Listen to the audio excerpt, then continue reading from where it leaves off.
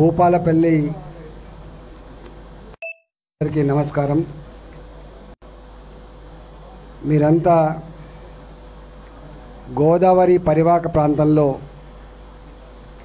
గత వారం రోజులుగా గోదావరి ఉప్పొంగి వేలాది మంది ప్రజలు జీవితాలు అతలాకుతలమై లక్షల ఎకరాల పంటలను పోగొట్టుకొని ఇవాళ క్యాంపులలో బిక్కుబిక్కుమంటూ బతికేటువంటి వాళ్ళని మీరు చూస్తూ ఉన్నారు. మీరు సాహసంతో ప్రాణాలకు తెగించి వార్తల్ని కవర్ చేయాలని చెప్పి ప్రయత్నం చేసినప్పుడు జగిత్యాలలో ఎన్టీవీలో పనిచేసేటువంటి మీ సహచరుడు కూడా ఒకరు ఆ క్రమంలో మరణించడం జరిగింది. ఇవాళ ముఖ్యమంత్రి గారు తాను కానీ తన మంత్రివర్గ సహచరులు కానీ ఎస్ఆర్ఎస్పి ప్రాజెక్టు నుంచి మొదలు పెడితే భద్రాచలం వరకు పూర్తి స్థాయిలో మంత్రులు, ప్రజాప్రతినిధులు, అధికార యంత్రాంగం అంతా కూడా ప్రజలకు అండగా ఉండి అన్ని రకాల ఇబ్బందుల్ని పరిష్కరించే బాధ్యత ఉండే.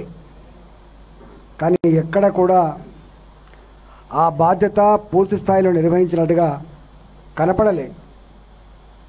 కేవలం ముఖ్యమంత్రి గారు హెలికాప్టర్లో ఏరియల్ సర్వే చేసి ఎక్కడో ఒక క్యాంపులో ప్రజల్ని పరామర్శించినట్టు ఫోటో పంపి కేవలం నష్టం భద్రాచలంలో మాత్రమే జరిగినట్టుగా, వాళ్లకు మాత్రమే మళ్ళీ ఇల్లు కట్టిస్తా, వాళ్లకు సాయం చేస్తా అని చెప్పేది అనౌన్స్ చేసిండ్రో, ఇవాళ మంచిర్యాలలో ఉన్నటువంటి ప్రజలు కావచ్చు, గ్రామీణ ప్రాంతాలలో ఇండ్లలకు నీళ్ళొచ్చి మట్టి గోడలు కూలిపోయి గూడు కరువై క్యాంపులలో బతికేటువంటి ప్రజలకి ఎక్కడ కూడా సహాయ శాఖలు అందుతున్నట్టుగా కనపడతలేవు. నేను ముఖ్యమంత్రి కేసీఆర్ గారిని ఒకటే కోరుతున్నా, కేవలం ఇతరుల మీద నెపం నెట్టి బాధ్యత నుంచి తప్పించుకునే ప్రయత్నం చేయకూడదు. భారతీయ జనతా పార్టీగా, రాష్ట్ర పార్టీగా మేము కూడా కేంద్ర ప్రభుత్వాన్ని అభ్యర్థించినాం. 86 తర్వాత 1986 తర్వాత ఇంత పెద్ద మొత్తంలో గోదావరికి ఫ్లడ్స్ వచ్చిన సందర్భాలు లేవు. ఇది ఒక పెద్ద విపత్తు. ప్రభుత్వం, కేంద్ర ప్రభుత్వం కూడా సహాయ సహకారాలు అందించాలని చెప్పి మేము వారిని కోరడం జరిగింది. తప్పకుండా వాళ్ళు స్పందిస్తారని చెప్పి మేము ఆశిస్తూ ఉన్నాం. కానీ గతంలో ముఖ్యమంత్రి గారు ఏ లైటర్ వేలైతే 1000 కోట్ల రూపాయలు ఇస్తా, ప్రతి ఒక్కరికి ఇల్లు కట్టిస్తా, నేనే వచ్చి కుర్చేసుకొని కూర్చొని మరీ కట్టిస్తా అని చెప్పి చెప్తున్నారో, గతంలో ఇట్లాంటి మాటలు 100 సార్లు మాట్లాడాడు. ఎక్కడ కూడా అది ఆచరణకు నోచుకోలే. కేసీఆర్ గారి మాటలు కోటలు దాటుతాయి, కోటలు దాటినట్టుగా వారు మాట్లాడుతూ ఉంటారు. మాటలు మాత్రం కోటలు దాటుతాయి, కాళ్ళు మాత్రం తంగెలు దాటినట్టుగా వారి చర్యలు ఉన్నాయి. కాబట్టి నేను కేసీఆర్ గారిని, ముఖ్యమంత్రి గారిని కోరుతున్నా, ఇంత విపత్కరమైన పరిస్థితులలో ఇప్పుడిప్పుడే గోదావరి శాంతించి గ్రామాలకు మళ్ళీ ప్రజల్ని పంపించే సమయం ఆసన్నమైంది. కాబట్టి సర్వస్వం కోల్పోయింది. కాబట్టి దొంగలు పడితేనే ఒక వస్తువు మిగులుతుంది, ఒక వస్తువు పోతుంది. కేవలం ఇల్లు మాత్రమే కాదు, మంతని గ్రామంలో మొత్తం వేల బస్తాల బియ్యం నీళ్ళపాలైనాయి. దుకాణాలలో ఉండేటువంటి వస్తువులన్నీ కూడా నీళ్ళపాలైనాయి. జనరల్ షాపులో ఉన్నటువంటి అన్నీ కూడా నీళ్ళపాలైనాయి. వెలగట్టలేని అవి మెడికల్ హాళ్ళు కావచ్చు, కిరాణా షాపులు కావచ్చు, బియ్యం అమ్ముకునే కొట్లు కావచ్చు, ఫెర్టిలైజర్ షాపులు కావచ్చు. ఒక్క మాటలో చెప్పాలంటే నీళ్ళల్లో మునిగిపోయిన వస్తువులు ఒక ఇనుము తప్ప దేని కూడా పనికి రాకుండా టీవీలు కాలిపోయినాయి, ఎలక్ట్రానిక్ వస్తువులన్నీ కాలిపోయినాయి, బట్టలన్నీ కూడా తడిచి ముద్దయిపోయినాయి, ఇవి పనికి రాకుండా పోయినాయి. నేను కోరుతున్నా ఈ మొత్తం ఈ పరివాహక ప్రాంతంలో వాళ్ళు నష్టపరిహారాన్ని అసెస్ చేసి కనీసం ప్రభుత్వ పరంగా ఓ 20% ఇస్తారా, 30% ఇస్తారా, వాళ్ళు నష్టపోయిన దాన్ని 50% ఇస్తారా, ఉదారంగా ఆదుకోవాలి.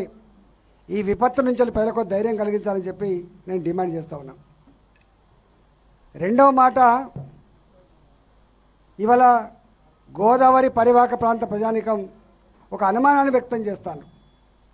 ఎక్కడో లోపం ఉంది కాబట్టే గతానికంటే తక్కువ నీళ్లు, తక్కువ కుసకులు వచ్చినప్పటికి కూడా ఎక్కువ నష్టం జరిగిందని.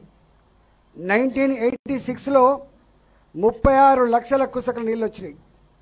ఈసారి 27-28 లక్షలు అని చెప్తున్నారు. మరి 36 లక్షల కుసకుల నీళ్లు గోదావరిలో వచ్చినప్పుడు జరిగిన నష్టం ఇవాళ 26, 27, 28 లక్షల కుసకులకి ఎందుకు నష్టం జరిగిందో ప్రజలందరూ కూడా అనుమానపడతా ఉన్నారు. అన్నిటికంటే బాధ అనిపించే అంశం ఏంటంటే ముఖ్యమంత్రి గారు స్వయంగా నేనే ఇంజనీర్ని, నేనే కాళేశ్వరం సృష్టికర్తను, నాకున్న అవగాహన, నాకున్న తెలివితేటలు ఎవరికి లేవని చెప్పే ముఖ్యమంత్రి గారు మరి బ్యాక్ వాటర్స్ ఈ డ్యాములు కట్టడం ద్వారా, ఈ చెక్ డ్యామ్ రూపంలో కట్టడం ద్వారా ఇవాళ ఎందుకో మరి బ్యాక్ వాటర్ దాని ద్వారా ఉత్పన్నమైనటువంటి పరిస్థితి గురించి అంచనా వేయనట్టుగా ఇవాళ నిపుణులు చెప్తా ఉన్నారు. ఇవాళ మొత్తం మంచిర్యాల పట్టణం మునిగిపోవడానికి, మంతని పట్టణం మునిగిపోవడానికి ఖచ్చితంగా ఏదో లోపం ఉంటే తప్ప ఇది జరగలేదని చెప్పి అనుమానం వ్యక్తం చేస్తూ ఉన్నారు. ఇప్పటికైనా ముఖ్యమంత్రి బేషజాలకు పోకుండా ఇవాళ వచ్చినటువంటి ఈ వరద సమస్య, మునిగిపోయినటువంటి ఇండ్లు, ఏ ప్రాంతం వరకు నీళ్ళు వచ్చి మనకు ఇబ్బంది పెడుతున్నాయో ఆ బ్యాక్ వాటర్స్ మీద పూర్తిగా శాస్త్రీయంగా స్టడీ చేసి శాశ్వత నివారణ చర్యలు చేపట్టాలని చెప్పి నేను డిమాండ్ చేస్తా ఉన్నా. హాయ్ ఫ్రెండ్స్, మా టుడే టుమారో యూట్యూబ్ ఛానల్ చూస్తున్నందుకు చాలా థ్యాంక్స్. మరిన్ని లేటెస్ట్ వీడియోస్ కోసం వెంటనే సబ్స్క్రైబ్ చేయండి. అలాగే ఈ బెల్ ని కూడా రింగ్ చేసేయండి. మా నోటిఫికేషన్స్ అన్ని మీ మొబైల్లో వస్తాయి. అలాగే మా వీడియోస్ మీకు నచ్చితే లైక్ చేయండి, షేర్ చేయండి, నచ్చకపోతే కామెంట్ చేయండి.